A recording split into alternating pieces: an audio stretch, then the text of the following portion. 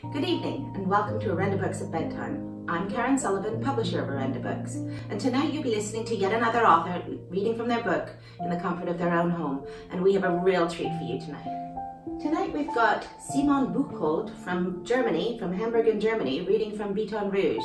Now this is the second in the Chastity Riley series. Last year we published Blue Night. It's a fast-paced, gritty, American noirish kind of series, beautifully written, witty, dark, acerbic, smart. I can't think of enough adjectives to describe this series, but it's outstanding. Simona was guest of honor at the London Book Fair this year, and she is one of the most sought-after crime writers in Europe at the moment. You can see her this year at Newcastle Noir, and these are some of the things that people are saying about Simona's book. Stripped back in style and deadpan in voice, this is a scintillating romp, said Doug Johnston. An original firecracker of a read, said Love Reading. Lyrical and pithy, said the Sunday Times. A stunning novel that ends up exploding in your face, said the Last Word Book Review. And Rosie Goldsmith said, great, sparkling energy, humour and stylistic verve. Will Carver says there's caustic, incisive prose, a street-smart, gutsy heroine, a timely and staggeringly stylish thriller. Crime Fiction Lover says, with plenty of dry humour and good dash of despair, Simone Buchholz is an unconventional, refreshing new voice. And that she is. This stunning book is beautifully translated by Rachel Ward, and this is what it's about. On a warm September evening, an unconscious man is found in a cage at the entrance to the offices of one of Germany's biggest magazines. He's soon identified as a manager of the company, and he's been tortured. 3 days later, another manager appears in a similar way. Chastity Riley and her new colleague, Ivano Stepanovich, are tasked with uncovering the truth behind the attacks, an investigation that goes far beyond the revenge they first suspect, to the dubious past shared by both victims. Traveling to the south of Germany, they step into the hothouse world of boarding schools, where secrets are currency and monsters are bred. Monsters who will stop at nothing to protect themselves. A smart, dark, probing thriller, full of all the hard-boiled poetry and acerbic wit of the very best noir. Bedtime is both a classic whodunit and a scintillating expose of society, like one of the most exciting names in crime fiction.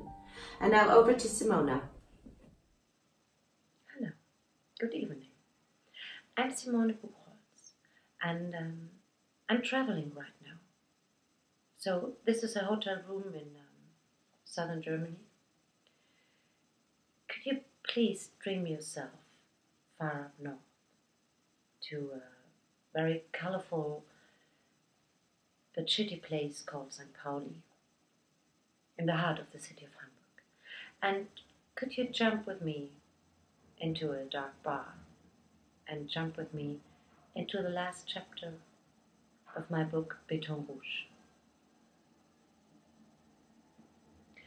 Behind the bar there's a tall and beautiful drag queen with short platinum blonde hair. She's wearing a tight silver dress and is opening one beer bottle every second. Apart from beer, there's white wine and licorice vodka. It says so on the blackboard hanging on the wall behind the bar. It also says, out of white wine. The licorice schnapps is terrifying, but what can you do? Cheers, says Stepanovich. Cheers, down the hatch. At the far end of the bar, or in front of the window onto the yard, are two people wearing rubber animal heads, a duck and a squirrel. The duck is a woman, the squirrel is a man. They are holding hands, and if they can see anything through the masks, I'd say they are looking at each other, and if they can breathe, I'd say they're breathing. At the near end of the bar, two young women have set up a chessboard and are playing kamikaze chess. Quick, sometimes clever, sometimes idiotic, always painful. Some people are dancing. Some are lying on the sofas arranged along the walls, and then sometimes they are lying right on top of each other. Perhaps they're even making new people, which isn't necessarily always good news.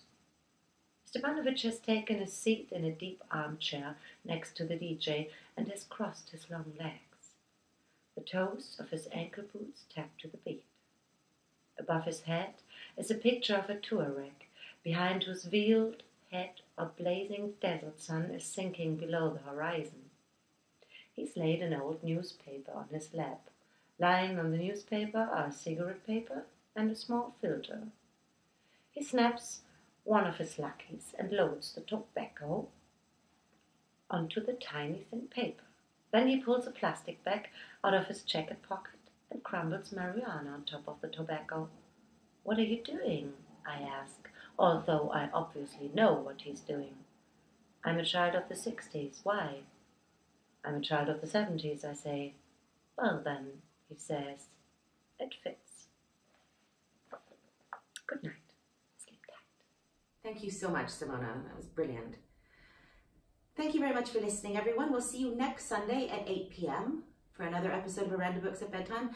And if you want to catch up on some of the episodes you've missed, you can find us on our YouTube channel, the Orenda Books YouTube channel. See you next week.